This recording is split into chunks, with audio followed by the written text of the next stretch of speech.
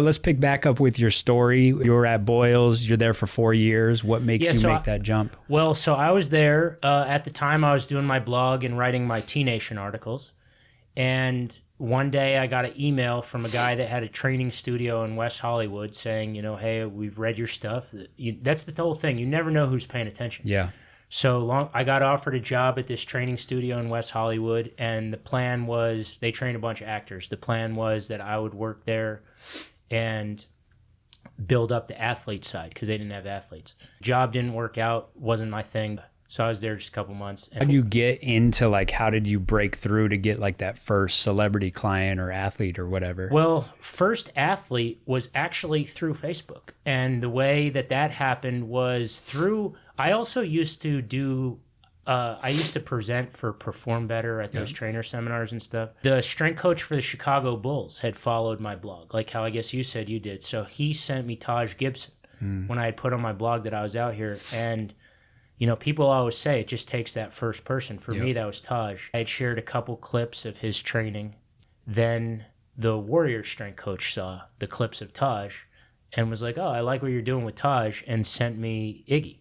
Better to be lucky than good. It was right when Iggy had won finals as MVP and stuff. And he told Clay, and I got, I had a whole group of guys. Wow. My buddy, my best friend, was friends with David Lee, and I just trained with David through him, my buddy. So just all word of mouth. Just kind of, so the basketball thing just grew actually pretty quick. I went from one guy to 5 guys in one season, which that doesn't sound like a lot, but if you train 5 NBA guys in an off season, that's a lot. That's a lot, yeah. And so I went from 1 to 5, and then now it just kind of grows slow. Like I have my same couple people that come back every year, and then I have a couple new ones here and there, and some don't come back to LA, and so it just grew slow. And then how did you get the first celebrities? The celebrity thing, my first celebrity that I got on my own was Chelsea Handler, and that was my friend named Peter Park. He's another really great trainer.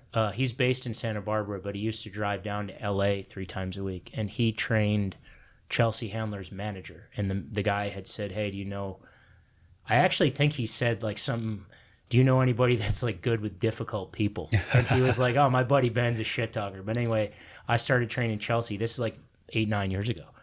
And I started with Chelsea, and then same kind of thing. Once you have a couple people like that, I've been very fortunate that a couple of my clients have stuck their necks out for me and recommended people, which that's pretty rare. It's rare for anyone to do that, but I've been lucky to have a couple do that. Yeah, and, that's a sign. That's always a good sign that you're doing a good job, is when they'll go out of their way to help you. Yeah, because even, for example, a lot of celebrities, they'll post their workout, but they won't tag the trainer. Yep. I was very lucky in the beginning.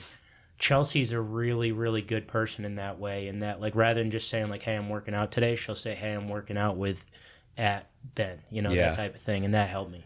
It might be different for celebrities, but I know with athletes sometimes they don't want other people to train with you. They're like, I'm training here and this is my advantage. I'm not trying to have everybody else train here. It's that, and it's there's a lot of stuff like that with my clients, but I've been very fortunate to just and a lot of it is random. I met when I started training Kate Upton, I had met her at lunch with my friend, and it actually was going to be that I was going to train her then boyfriend, now husband, because I trained athletes, and then it didn't work out for me to train him, but I trained her. It's all just random stuff. Yeah. People think it's there's probably a lot more to getting clients, but I think most of it is right place, right time, and just mainly doing a good job with your current clients. And then just being down to earth and being a good person, so they want to help you. Yeah. Because if it's just about the training, that's where it stops, and they're not going to go out on their own and refer. Well, for general population training, I would actually say, I think we could always argue, because training's part art, part science. And then I think when it comes to long-term clients, because here another thing I think trainers miss the boat on sometimes is always focusing on client acquisition and not enough on client retention. Yeah. I don't really get a whole lot of new clients, but most of my clients, I've been in LA 9 years now. Most I've had 7 or more years. So if you don't lose clients, you don't really have to get too many. Yeah. Pick up one new client a year here and there. Here and there, somebody moves, somebody switches training or gets sick of strength training and moves to Pilates or something. But for the most part, it's been the same people. And I think that comes from creating relationships. But it's really interesting because if I polled every one of my clients, what percentage of your, what matters most to you, personality or like the X's and O's of training, they'd all have different percentages. But I would guess when it comes to my long-term general population clients, it's pretty close to 100% personality. For sure. Because I can tell you, I've had I've had clients, for example, and still do, where their previous trainer was Tracy Anderson to me, and they like both of us. And we couldn't be more polar opposite when it comes to our training philosophy and the way that training works. And they like both of us. So that's pretty telling to me. Because I learn way more from my clients about how to train people than I do from like trainers in seminars talking about how to train people, because a lot of that is just theory. Yep. But I have had women that their previous trainer was Tracy Anderson, and they really like both of us. Yeah. So that goes to show that the workout's very secondary to just, is it a fun experience? You know? 100%. That's awesome. Is there a big like difference in mentality between like when you're training your athletes versus when you're training your celebrities, actors, whatever? Is it like different energy that you got to bring, or are you just the same person regardless of who's there? I don't have it in me, dude. This is as animated as I can ever get. I'm like probably in the gym. I'm probably even less animated than this. I've never been a rah-rah guy. Me neither.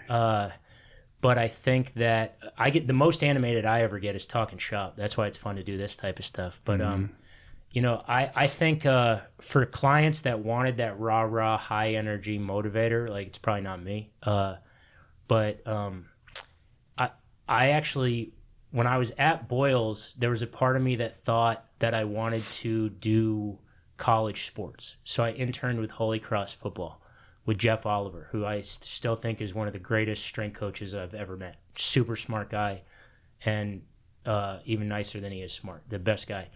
But I really realized doing the team thing, this ain't for me. You know, I'm not I would be I'm the world's worst group fitness instructor.